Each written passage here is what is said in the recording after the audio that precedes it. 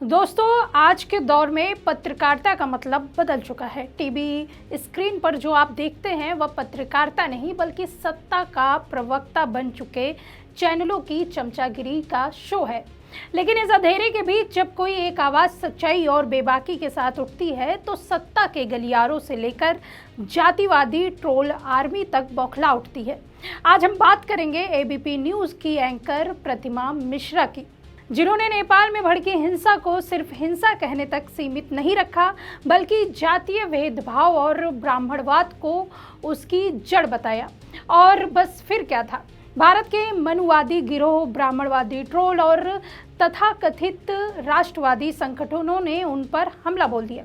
नेपाल की हकीकत की जातीय अन्याय का काला सच, जहां लोकतंत्र की तस्वीर सन 1990 के बाद बदली, जहां जातिवाद की जड़ें कितनी गहरी है इसका अंदाजा इसी से लगाइए कि पिछले 30 सालों में 13 प्रधानमंत्री बने, जिनमें से 10 ब्राह्मण और 3 क्षत्रिय।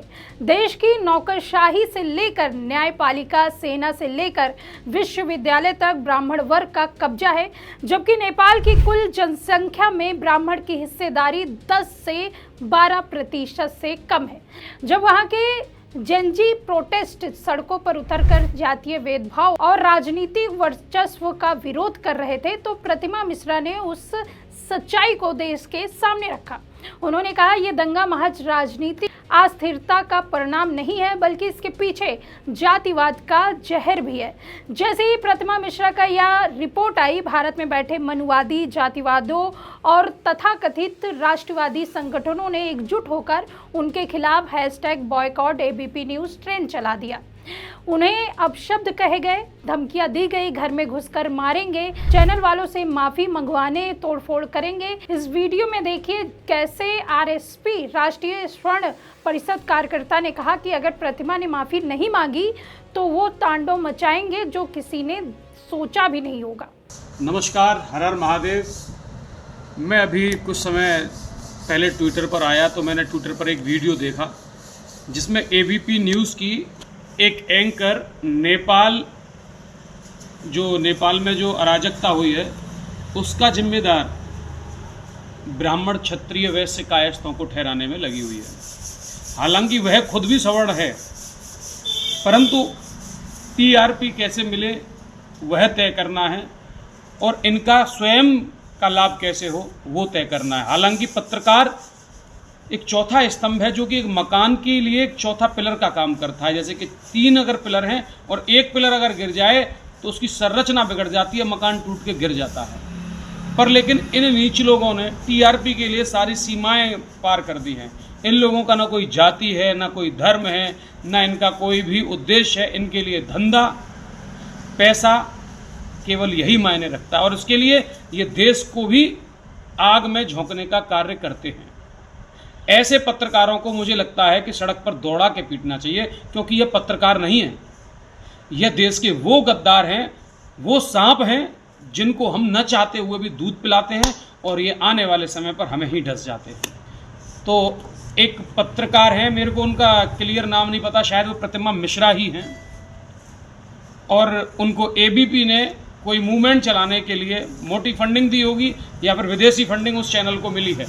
तो मैं एबीपी न्यूज़ से कहना चाहूँगा, जिस प्रकार से आपने नेपाल मामले को सवर्ण बनाम दलित बनाकर लोगों के सामने जो रखा है वह बड़ा ही शर्मनाक है और एबीपी न्यूज़ को इस मामले पर माफ़ी मांगनी चाहिए, क्योंकि यह मामला छुपा नहीं है कि यह सोशल मीडिया के बैन के कारण यह विद्रोह हुआ। अगर ऐसी ही बात है तो बांग्लादेश में किसके कारण हुआ, पाकिस्तान में किसके कारण हुआ? आप देश को दंगे में झोंकने की साजिश कर रहे हैं केवल अपनी टीआरपी के लिए, फ़ायदे के लिए। और मैं एबीपी वालों से एक अंतिम निवेदन करना चाहूँगा, यदि आप माफ़ी नहीं मांगते इस विषय पर, आगे भी भविष्य में अगर आप ऐसी क्रियाएं करते हैं तो आरएसपी के, राष्ट्रीय स्वर्ण परिषद के कार्यकर्ता जल्द लाठी और डंडे और झंडे के साथ आपके चैनल के ऑफिस में तोड़फोड़ करने के लिए जिम्मेदार होंगे और ये गारंटी मैं लेता हूँ। कृपया करके इस देश को बख्श दीजिए। अगर आप सच्चे देशभक्त हैं, यहाँ धर्म और जाति के नाम पर लड़ाने का कार्य ना करें। जो मेहनत करेगा वो आगे बढ़ेगा, जो जिस काम के लिए आया है वो वही पाएगा, ना कि कोई बिना करने वाला प्रधानमंत्री, मुख्यमंत्री बन जाएगा। अगर मैं कल से लड़ना प्रारंभ करूं कि मुझे प्रधानमंत्री बनना है, मुझे राष्ट्रपति बनना है, मुझे डीएमएसपी बना दो, तो वो संभव नहीं है। एक व्यवस्था होती है, कोई शिक्षा के माध्यम से जाता है तो कोई लोकतंत्र के हिसाब से जाता है। अगर उन चीज़ों को जातिगत और धार्मिक एंगल दिए जाएंगे तो कोई भी देश शांति से नहीं बैठ पाएगा, वहाँ गृह युद्ध होना ही है। तो मैं अंतिम निवेदन कर रहा हूँ, या तो माफ़ी मांग ले एबीपी वालों, वरना तुम्हें जो नंगा नाच करना है उसका जवाब जल्द दिया जाएगा और नोएडा ऑफिस में दिया जाएगा। हर हर महादेव। इस वीडियो में आपने देखा किस तरह से प्रतिमा मिश्रा को धमकी दी जाती है। अब ऐसे में सवाल यही उठ रहा है कि अगर एक पत्रकार ने नेपाल की वास्तविकता बताई हो तो भारत के जातिवादी तत्वों को इतना दर्द क्यों हुआ? क्या वजह है कि भारत की सोशल मीडिया आर्मी एक महिला पत्रकार के पीछे इस कदर टूट पड़ी? ऐसे में इसका जवाब यही है कि यह आईना सिर्फ नेपाल का नहीं, भारत का भी है। भारत में भी सत्ता संरचना पर एक ही जाति विशेष का वर्चस्व है। नौकरशाही में उच्च पदों पर अधिकतर सवर्ण, न्यायपालिका में ऊंची कुर्सियां खास जातियों के पास है। मीडिया हाउसों का स्वामित्व और संपादक मंडल ज्यादातर ऊंची जातियों के हैं। आज भारतीय मीडिया का हाल देखिए, बेरोजगारी चरम पर है लेकिन बहस मुगल बनाम हिंदू पर होती है। महंगाई आसमान छू रहा है लेकिन डिबेट इंडिया बनाम भारत पर होती है। किसानों की आत्महत्या बढ़ रही है लेकिन प्राइम टाइम में पाकिस्तान कब टूटेगा चलता है।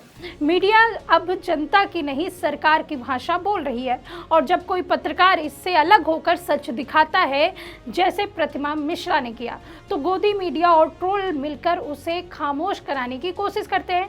प्रतिमा मिश्रा के खिलाफ धमकियां सिर्फ इसलिए दी गई क्योंकि उन्होंने जातिवाद का नाम लेकर सच्चाई बताई, यानी सच्चाई बोलना अब अपराध है। पत्रकार को या तो सत्ता का भोपू बनना होगा या फिर ट्रोल आर्मी और या फिर सत्ता संरचना उसे खत्म करने पर उतर आएगी। यह लोकतंत्र के लिए खतरनाक है जब पत्रकारों को धमकियां दी जाती हैं, सरकार का कोई मंत्री बोलता तक नहीं। जब मीडिया हाउसों पर हमले की धमकी दी जाती है तो कानून व्यवस्था कहां चला जाता है? क्या सरकार इसलिए चुप रहती है क्योंकि ये ट्रोल आर्मी और संगठित गिरोह दरअसल सत्ता के हिस्से में है? सच यही है कि सरकार ऐसे ट्रोल्स पर कार्रवाई नहीं करती क्योंकि वही उनकी राजनीति की रीढ़ है। पत्रकारिता वही है जो सत्ता से सवाल पूछे, समाज की सच्चाई दिखाए, जनता की आवाज बने। प्रतिमा मिश्रा ने वही किया, लेकिन अफसोस हमारे देश में पत्रकारिता का मतलब बन गया है सत्ता का महिमा मंडन करना, नेता के झूठ को सच बताना, जातिवाद और पूंजीवाद की पोल ना खोलना। जो पत्रकार ये रास्ता नहीं चुनते उन्हें ट्रोल किया जाता है, डराया जाता है और कभी कभी नौकरी से निकाल दिया जाता है। प्रतिमा मिश्रा ने एक बार साबित कर दिया कि सच बोलना आसान नहीं है लेकिन जरूरी है। गोदी मीडिया के शोरगुल में यह आवाज़ हमें याद दिलाती है कि पत्रकारिता का मतलब अभी भी खत्म नहीं हुआ है। जातिवाद, ब्राह्मणवाद और मनवादी सोच की पोल खोलनी होगी, वरना नेपाल हो या भारत, दोनों देशों की आने वाली पीढ़ियां इसी जहर में घुटती रहेंगी। दोस्तों, आज अगर एक महिला पत्रकार सच बोलने की हिम्मत करती है तो उसके खिलाफ ट्रोल आर्मी टूट पड़ती है। लेकिन सवाल यह है कि क्या हम चुप रहेंगे? क्या हम भी गोदी मीडिया की तरह आंख मूंद लेंगे? आज ज़रूरत है हर नागरिक, हर दर्शक, हर पाठक इस सच्चाई को पहचाने और उन पत्रकारों के साथ खड़ा हो जो सत्ता से सवाल पूछते हैं। याद रखिए, बॉयकॉट एबीपी न्यूज़ जैसे हैशटैग से सच्चाई नहीं दबाई जा सकती, सच हमेशा जिंदा रहता है। फिलहाल इस रिपोर्ट में आपकी क्या राय है? कमेंट बॉक्स में अपनी राय जरूर बताइए। देखते रहिए 4 PM यूपी। मैं सुष्मिता, नमस्कार।